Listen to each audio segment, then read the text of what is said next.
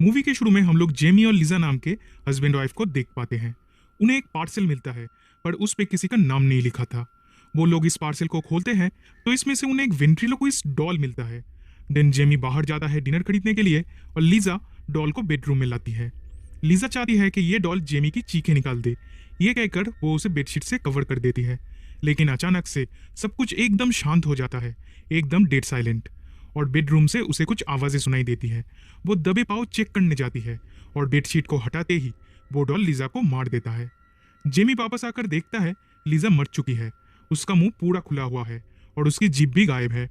Police officer Lipton Jamie पे ही शक करते हैं, पर कोई स्ट्रॉन्ग एविडेंस ना होने के कारण फिलहाल उसे छोड़ देते हैं।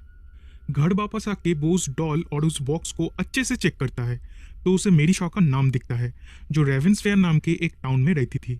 बहुत सालों पहले वो एक फेमस वेंट्रिलोक्विस्ट हुआ करती थी जिनका मर्डर हो गया था। कोइंसिडेंटली जेमी का होम टाउन भी रेवेंसफेयर ही है। नेक्स्ट मॉर्निंग वो उसके होम टाउन के लिए निकल पड़ता है। वो उसके पिता से मिलता है एंड उसे पता चलता है कि उन्होंने दूसरी शादी कर ली है और उनकी वाइफ का नाम है एला। वो उन दोनों से मिलकर जाने लगता है। तब एला उसे उनके साथ रहने के लिए कहती है, पर वो नहीं रुकता। वो अब सीधा कॉरोनर्स ऑफिस जाता है लीजा की फ्यूनरल का अरेंजमेंट करने। फिर एक होटल में जाके रुकता है। उस रात उसके साथ भी वो ही हादसे होने लगते हैं जो लीजा के साथ हुआ था। सब कुछ एकदम शांत, डेड साइलेंट। इसी के साथ उसे मैरी शॉ भी दिखती है।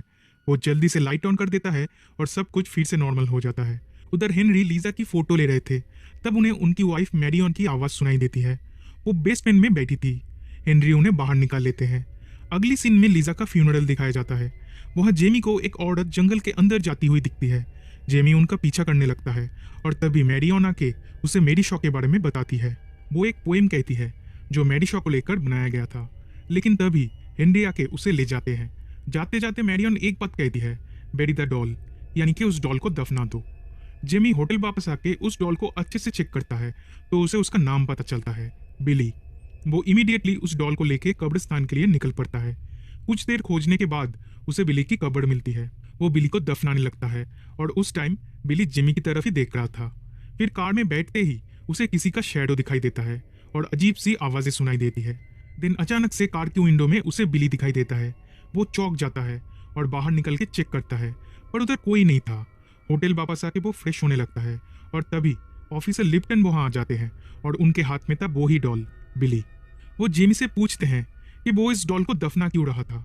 तब जेमी उन्हें मेरी शॉ के बारे में बताता है, लेकिन लिप्टन उस पर बिलीव नहीं करता। वो भी इस होटल में रुकते हैं और बिली को अपने साथ ले जाते हैं।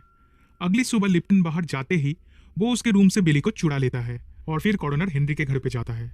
मेरी शॉ का नाम सुनते ही हेनरी डर जाता है। वो कहता है इस टाउन में कोई मेरी शॉ का नाम तक नहीं लेता। देन जेमी फोर्स करने पर वो मेरी शॉ की पूरी कहानी जेमी को बता देता है। मेरी शॉ के एक शो पे हेनरी भी मौजूद था।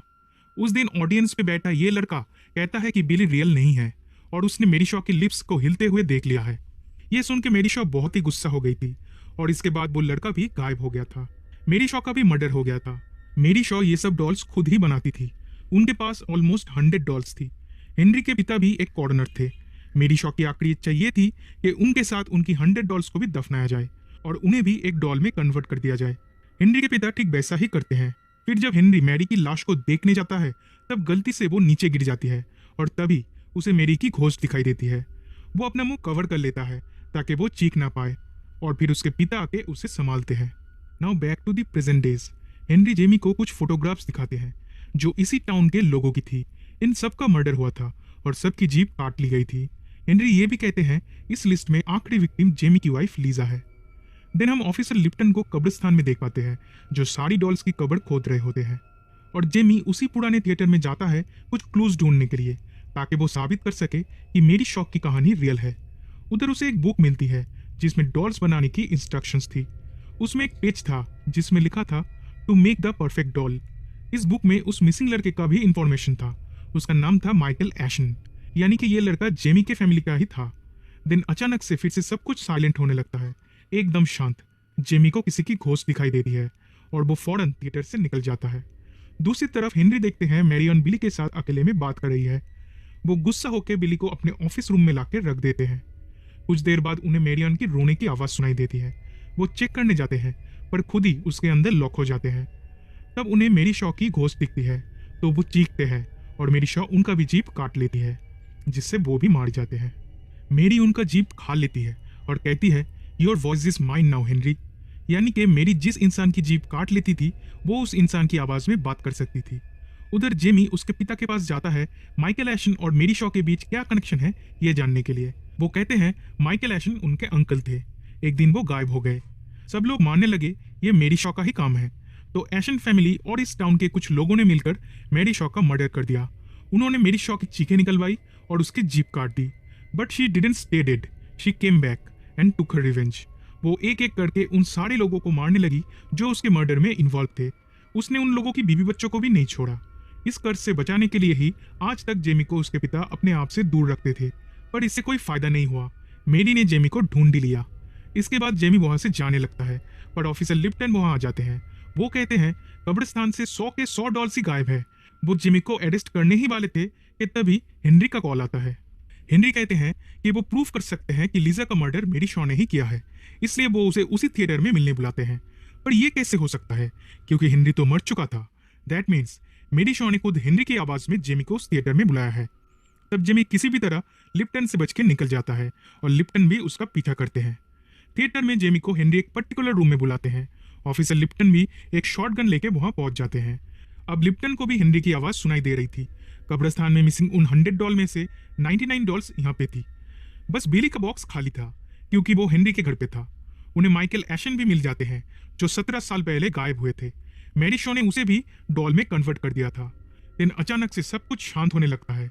जेमी लिप्टन से कहता है कि ये सब ऐसे ही शुरू होता है।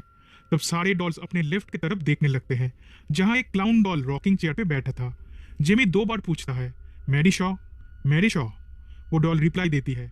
तब जेमी पूछता है, मैरी ने आके लीजा को क्यों मारा।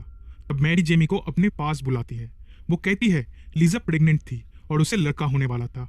वो बच्चा एशन फैमिली का लास्ट मेंबर था, इसलिए उसे मारना पड़ा। फिर मैरी की जीप बाहर आती है और हम व्यूअर्स देख पाते हैं उस डॉल के पीछे मैरी थी, जो अब तक जेमी से बात कर रही थी। लिप्टन उस डॉल को शूट कर देते हैं, बट एक एक करके सारे डॉल्स में मैरी शॉ आने लगती है, जिससे उन्हें रियलाइज होता है कि मैरी डॉल्स में रहती है। Mary is living through the dolls. Lipton dolls को शूट करने लगते हैं और जेमी उस पर आग लगा देता है। यहाँ से भागते टाइम लिप्टन नीचे गिर जाते हैं। वो चीख देते हैं, इसलिए मैरी उसकी भी जीप काट लेती है। वो जेमी को भी डराती है ताकि जेमी भी चीखे, पर वो अपना मुंह कवर कर लेता है और किसी भी तरह वहां से भाग जाता है। अब बस एक डॉल बचा था, बिली। तो वो जल्दी से हेनरी के घर जाता है। वहां मैरी ऑन हेनरी की डेड बॉडी को पकड़ के रो रही थी। वो कहती है जेमी के पिता आके बिली को अपने साथ ले गए। जेमी फौरन अपने पिता के पास जाता है और ऊपर चढ़ते टाइम फिर से सब कुछ शांत होने लगता है।